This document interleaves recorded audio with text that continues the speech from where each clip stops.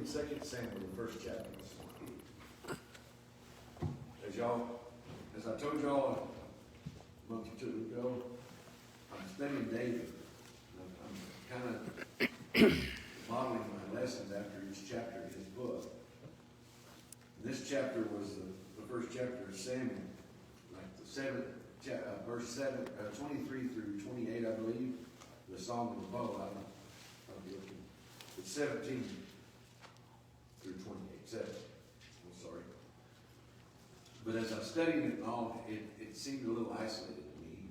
So if I seem a little ramshackle, I've tried to put together something that makes sense. And even when I started at the first verse of chapter 1 in Samuel, I realized we had to have some foundation back in 1 Samuel, in the 27th through the 31st chapters, to just know what was going on in David's life, so you would know his, number one, his frame of mind and the importance of how he responded to what we're going to read today. You know, we're studying to be and aspiring to be considered a man or a woman after God's own heart, as David was. So, by studying his life and seeing the things that he did right and even the things he did wrong, it might instruct us to live that life that we're pursuing. So, if you would turn to the first chapter of Samuel. Of 2 Samuel, I'm sorry. Now it came to pass after the death of Saul, when David had returned from the slaughter of the Amalekites, and David had stayed 2 days in Ziklag. On the third day, behold, it happened that a man came from Saul's camp with his clothes torn and dust on his head. So it was, when he came to David, that he fell to the ground and prostrated himself. And David said to him, "Where have you come from?" So he said to him, "I have escaped from the camp of Israel." Then David said to him, "How did the matter go? Please tell me." And he had answered, "The people have fled from the battle. Many of the people are fallen and dead, and Saul and Jonathan his son are dead also." Okay, for a little context, like I said, we have to turn back and look at 1 Samuel, the last couple of 3 chapters. This is when Saul has been on the run. Or not Saul, David has been on the run from Saul. And he even allied himself with the Philistines for a bit. But circumstances and God worked it to where he couldn't make a full allegiance with them. Because, if you look back in the 30th chapter of 1 Samuel, you'll see that one of the first places he went was death. Yeah. Well, when I read that, I was thinking, what was he thinking? If you remember right, Goliath was from Gath. He had killed their champion. So obviously things didn't go well, and he had to retreat back to the neighborhood of Ziklag, and I forget the name of the other town. But and some of his followers had joined him. They were family members and people that were on the run from Saul also, because Saul's rage had become blinded to Saul, and since he couldn't seem to capture David, because Jonathan was helping David out with intel and this and that, because Jonathan loved him like a brother. And we'll find that later on in this chapter of what David thought of him. But he couldn't get his hands on David, so he went to kill and punish David's family. So they went on the run too. They were somewhat wandering. And then others that were in debt and such with Saul the champion, and David, the fact that he was a leader, and they banded with him.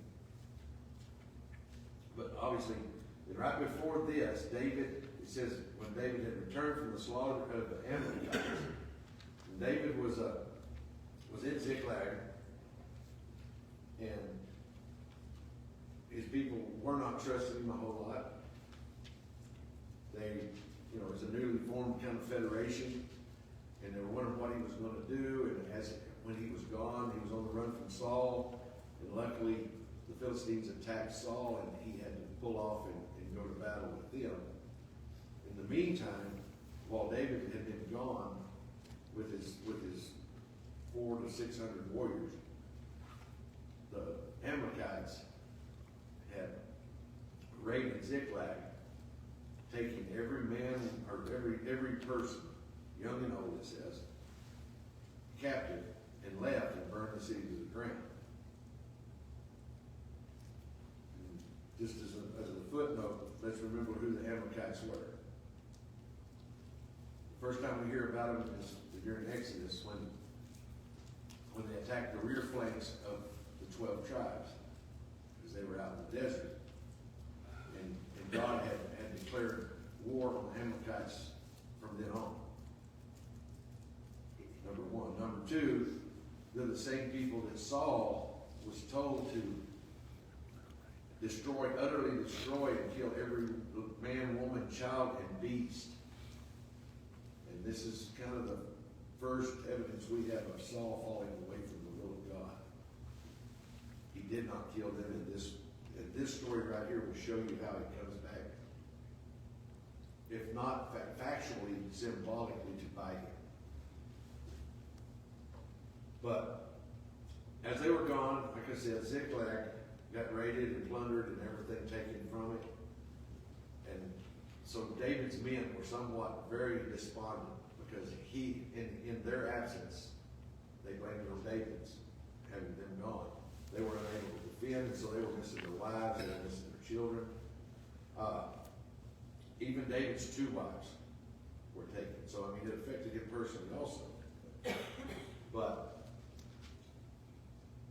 David knew that the Philistines had attacked the people of Israel. And that was his first loyalty, was the people of God. So obviously he was concerned about it. So when this guy came walking up, with his clothes torn and dust on his head, and some of the commentaries will tell you that was symbolic of a mourning or of torn sackcloth and ashes. That was the type of what the significance of that is.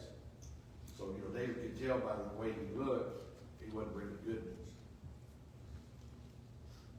And so obviously being concerned about it, he asked how it went.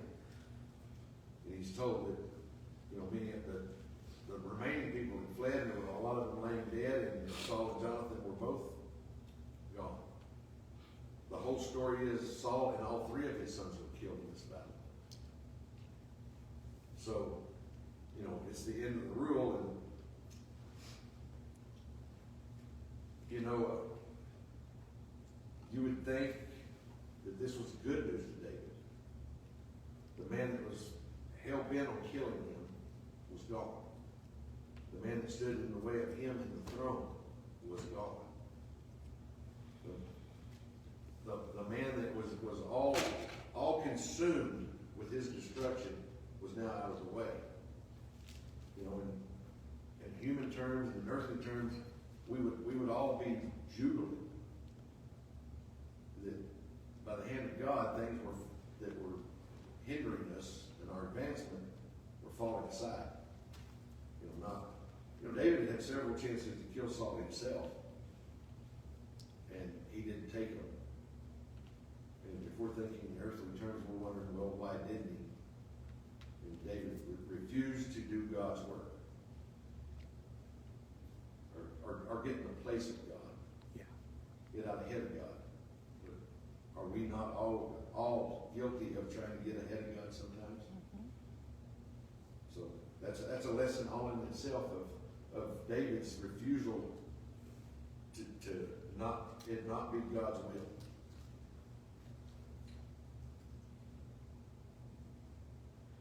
But again, now yet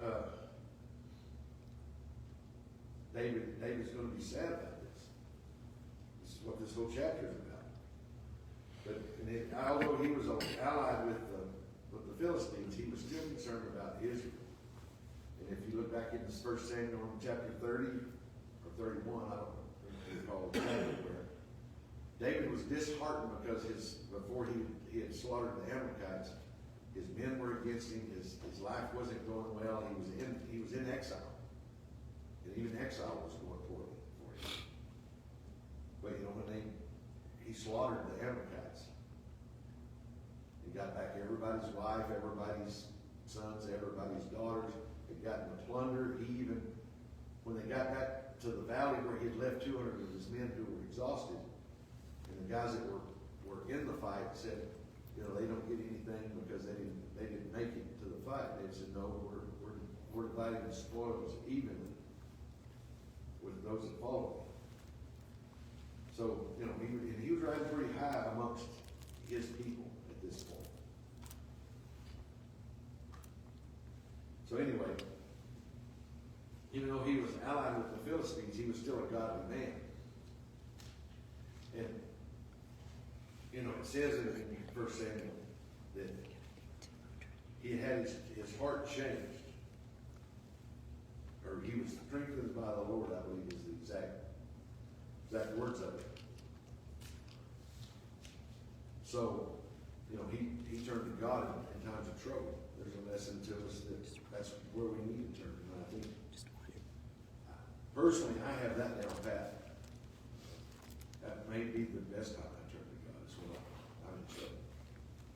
Sometimes I need the lesson on turning to God when things are going good. Right. You know, somehow we get the idea that some of it might be our own doings. But you know, David, like I said, he was very concerned about the news from the battle, and just on sight he knew it wasn't good news because it mentions the way the guy was dressed and his appearance. So let's continue on. In 5 it says, so David said to the young man who told him, how do you know that Saul and Jonathan his son are dead? Then the young man who told him said, as I happened by chance to be on Mount Gilboa, there was Saul leaning on his spear, and indeed the chariots and horsemen followed hard after him. Now when he looked behind him, he saw me and called to me, and I answered him, here I am. He said to me again, please stand over me. No, he said, here I am. And he said to me, who are you? So I answered to him, I am an Amalekite. He said to me again, please stand over me and kill me, for the anguish has come upon me, but my life still remains in me. So I stood over him and killed him because I was sure that he could not live after he had fallen. Now, like once again, if we'd had time to go through the last couple of chapters of Samuel, you'll realize that this is an entire lie that this guy has made up. But if you notice, he admits to being an Amalekite. So it's tying back into, number one, the hated people of God. And number two, they were known as wanderers and plunderers, and if you remember, it's very well suspected that the Amalekites, I think maybe even said it specifically, were who Joseph had been sold to. I'm not sure that it says it specifically, but that's who everybody, the Bible scholars point to, because that fits the mold. And they were going to take him to Egypt and sell him. So these are people that didn't really have any industrious work. They were just destroyers of other people's work. So that plays a role in this too.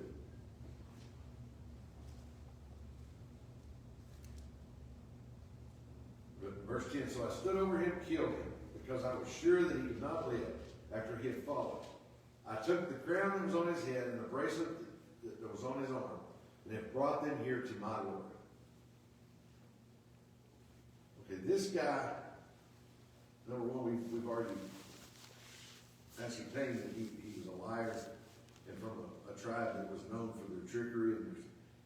But can you just imagine him bringing that news to David and him thinking in earthly terms that David would be jubilant over it and probably reward him for delivering the crown to him? But he misjudged David very, very severely. I mean, number one, as I happened by chance to be on Mount Gilboa. In the middle of a battle. If there's a battle going on, how does a guy wander upon it? Yeah.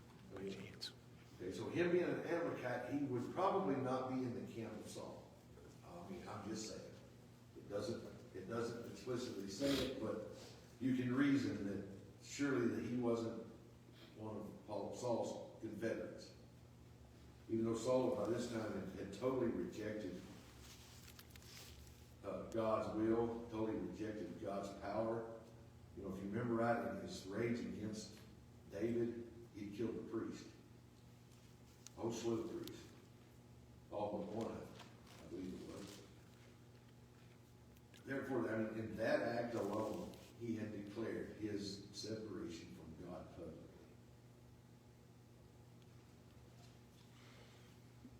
publicly. You know, so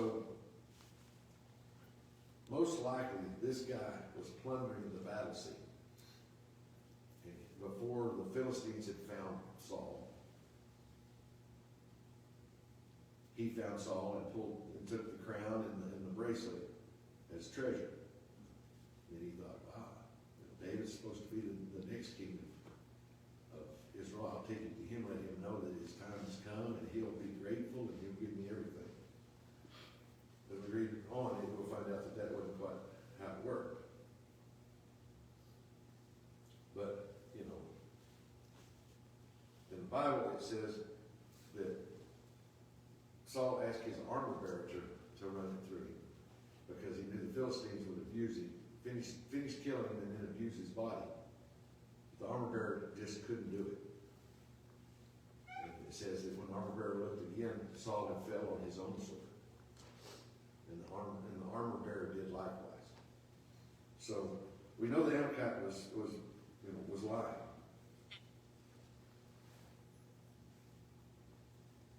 But symbolically, the story the Amalekite is telling you is one of the first recorded acts of Saul's disobedience to God. Came back and involved the very people that God had told him to utterly destroy. You know, a lot of these commentaries and Bible students and experts, so to say, mention that this was a symbolism thing that was put in the Bible for us to know that Amalek was an illustration of our carnal and human thoughts and needs. You know, our fleshly nature, so to speak. You know, Amalek focused its attack on the tired and the weak. Doesn't all the things that are tempted, number one, he goes for the tired and weak first, but even the strong, he attacks our weakest side. If he knows we have a weakness for this or a weakness for that, isn't that what's presented to us continually? And that's recorded in Deuteronomy. Also in Deuteronomy 25, the nation of Amalek did not fear God. You know, in Exodus 17, God commanded a permanent state of war against Amalek. You know, that's really something if you think in context with Saul not being willing to kill every one of them.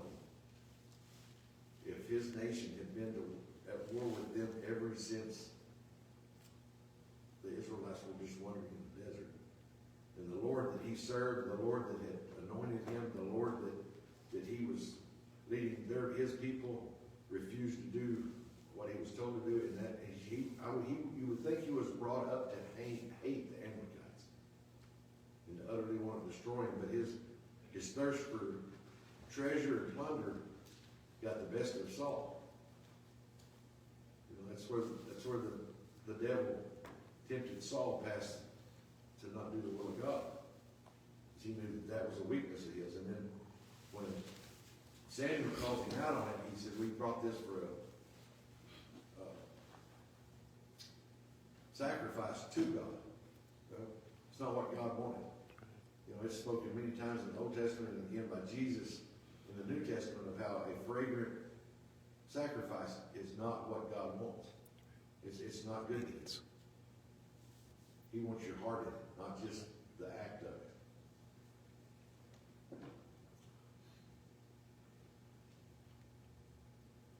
The Amalekites ally themselves with other enemies in the battle against God's people. In Judges 3, you see it again. So Saul's failure to deal with the Amalekites and his rumored giving the death blow just shows us that your failure to confront your sin and your disobedience to God will come back again and again unless you ask for forgiveness, unless you have redemption.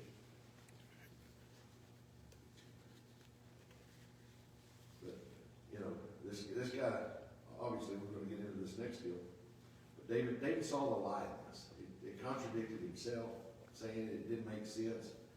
And David already turned his life over to God several different times in this, so I'm sure he had the wisdom supplied to him by God to see the lie in this Amalekite.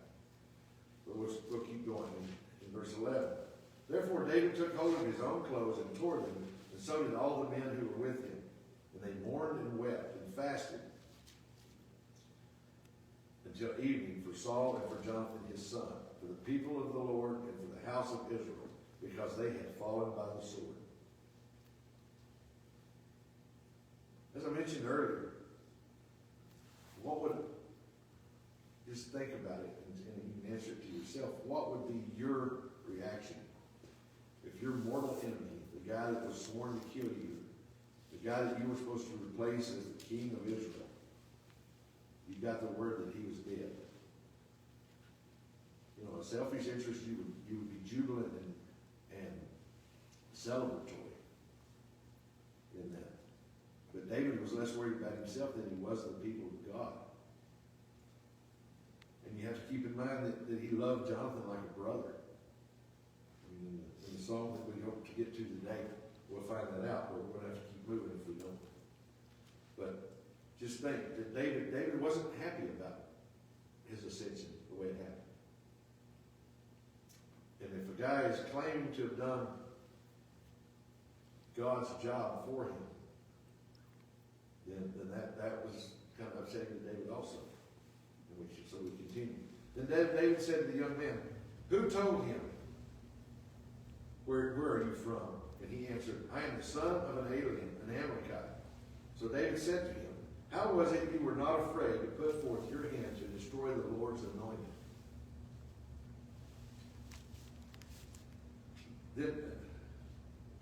Then David called one of the young men and said, "Go near and execute him."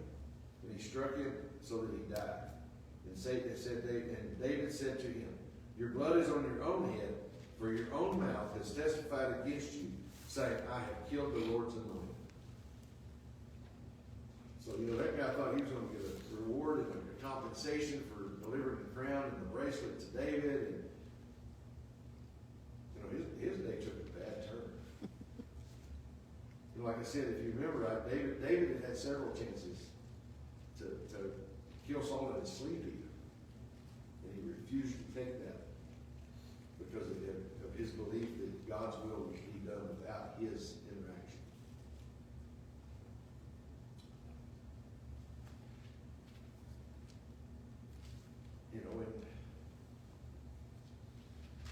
But Saul was totally unrepentant to the very end. And the poor thing about it is Jonathan was a good, dutiful son. He stayed with his father. He fought for his father. He got to see the downward spiral of his father. But yet he never left his side. But at the same time, he was a dutiful friend.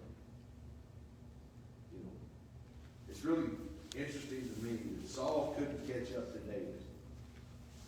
With all the men he had and all of everything he had at his disposal. But Jonathan found him that night to tell him that his father was after him, number one. Number two, that his father wouldn't be able to get to him. But if his father couldn't get him to capture him, that was a work of God in itself. That he didn't get killed trying to come through the lines of David's defenses. But they all knew his affection for Jonathan. But what's even more interesting here is that all of David's men who had their own reasons to hate Saul, like I pointed out before, his collection of men were either family members that Saul had come to persecute because of their relationship to David, or others that were in debt to Saul, or that had disagreements with Saul. I mean, everybody there was a refugee for a reason. They had reasons to hate Saul. But at this point, high in David's popularity because of their success against the Amalekites, David showed remorse. So did they. So, David's already showing signs of being a leader before he's ever the actual king of Israel.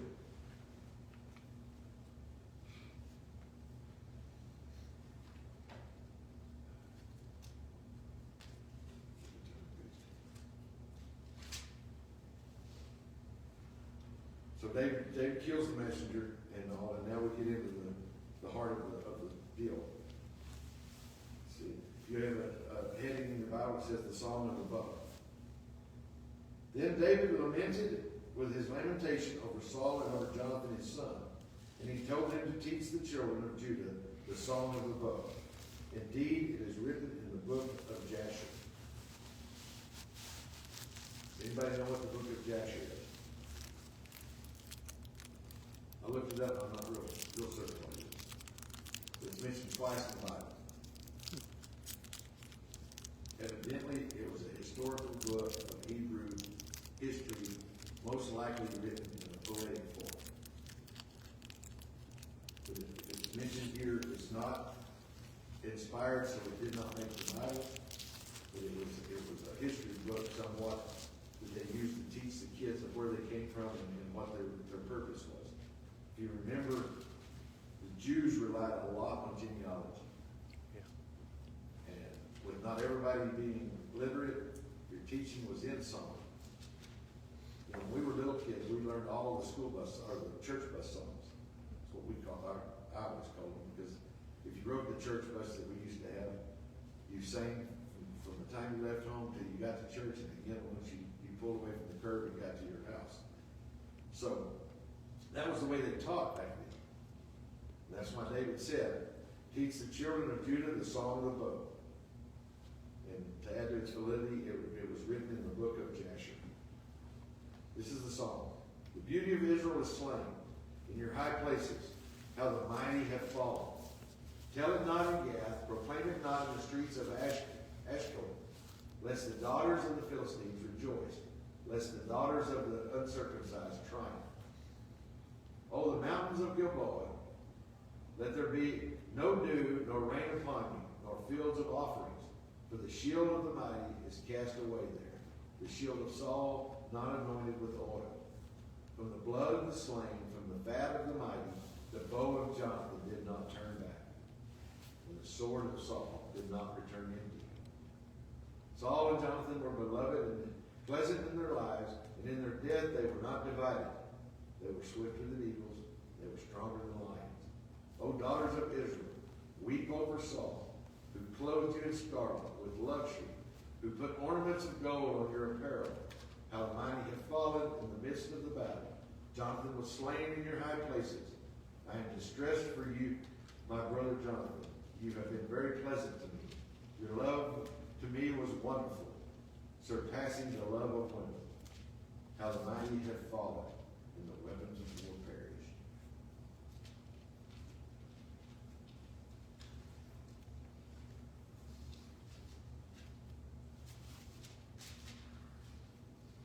You know,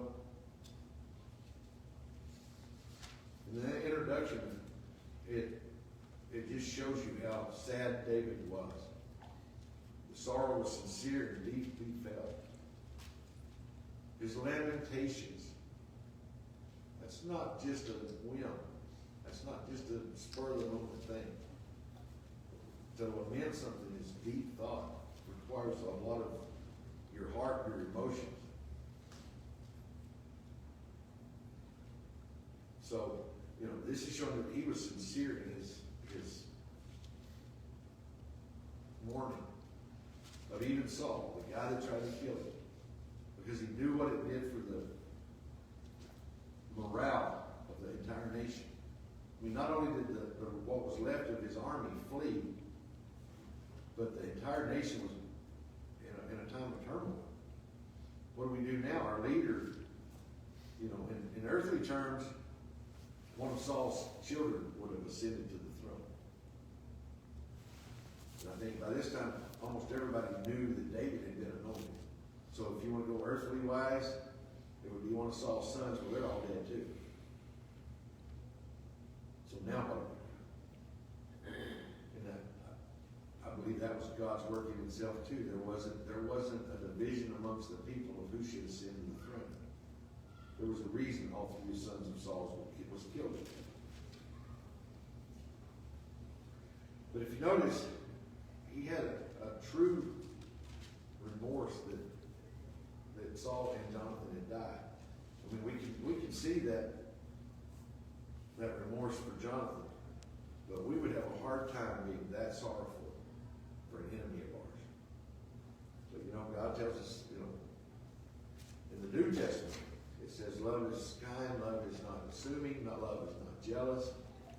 And later on it says if you do all of these things and don't have love, then you're just a banging gong or a resounding cymbal, I believe is the word he uses. So David actually loved those people that were God's people. You know, he says, he knew God was in charge of his life and of the nation of Israel's benefit, but he couldn't help but mourn the passing. Now we go over his mourning of Jonathan, and he mentions him by name, and how his affection for him, he has been very pleasant to me. Your love to me was wonderful, surpassing the love of women. One of the scholars I read said, you know, don't take that as something gay or something. Said, you know, David and Jonathan met on a righteous battlefield. Jonathan's admiration for David was before they'd ever came face to face, because he went and killed Goliath. Jonathan was there when Saul didn't wipe out the Amalekites. When Saul, instead of waiting on Samuel, made a sacrifice of his own. He saw the downfall of Saul. He saw his dad getting despondent, saw his dad, you know, he saw the whole downward spiral and was right beside him the whole time. But still, in the meantime, he was still a wonderful friend to David. Some of the writers say that, you know, being how David didn't meet his wives in a biblical way, their courtship and all was more out of lust and he didn't go through the channels and make sure she was a good, proper, believing lady. He married her, and then they were his wives, so that he figured they could do what he said. That might be why he considered the love of Jonathan surpassing the love of women, because he had a godly love for them. You know? But he truly was worried about the people of Israel. He was truly distraught. He said so many nice things about Saul. If you notice, it says, O daughters of Israel, weep over Saul, who clothed you in scarlet with luxury, who put ornaments of gold on your apparel. Well, obviously Saul was a good king because he made the lives of his subjects better. You know, he just lost his way. So David wanted them to remember the good things of Saul and not necessarily how he disobeyed God. Can we do that for our enemy? Could we write a song as a tribute to our enemy? If we want to be men and women of God, we might want to work with them. I mean, I know that's a weak spot for me, but anyway, any comments, questions, or nobody was very supportive, so I thought maybe I just jumped up there and did something really crazy. Thank you for your time.